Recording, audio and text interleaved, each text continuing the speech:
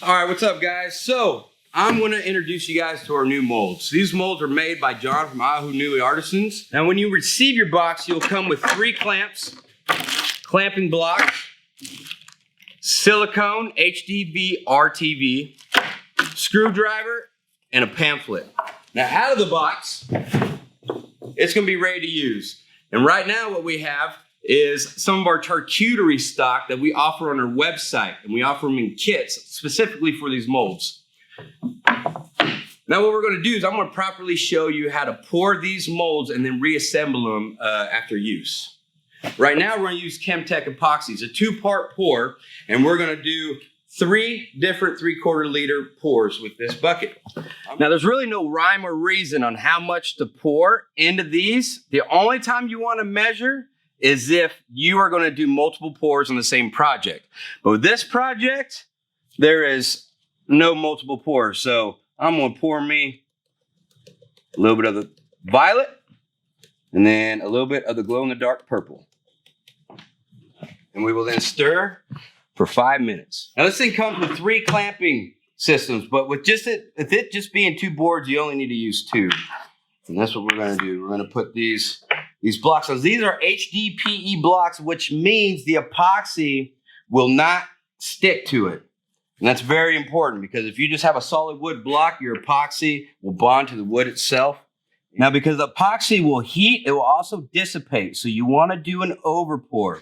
You want to have a light layer floating into the top, and you want to let it soak into the pores of the wood. And that way it soaks into these cracks and all off to the side. And it'll be a good quality finish when done.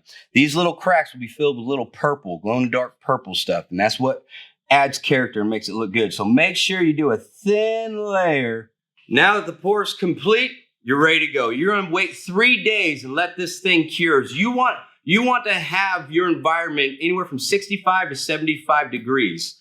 And what's cool about these molds is if you are not on a level position, it has adjustable legs that you can adjust the legs to, and it has embedded levelers right there to ensure accuracy and levelness no matter where you put this thing. Now that we got our project dry, we're gonna release these clamps, and I'm gonna take these blocks out with the chisel and hammer. Once the blocks are knocked out, we are now gonna release the screws from one side of the panel. After you release one side of the panel, you will now then be able to take your chisel and knock out one part of the tray. And after you knock it out, all you need to do is take some of your RTV, and you're going to do a consistent small seal all along the sides of this. And that's all you need for a watertight seal. Now at this point, you could use a 12-inch desktop planer, but I like to use my big powerful slab miser here. It makes it a lot easier for me. After that, we're going to square it up, cut it to size, round over the edges. After it's all squared up, it'll be ready for the finishing. We're going to end up sanding this project and rounding it all over, but we're going to do that in a part 2 to this video going in the future. Well, there you go, guys. Thank you very much again for watching my how-to on these molds. You can find everything you need on my website at oldloginsawmill.net.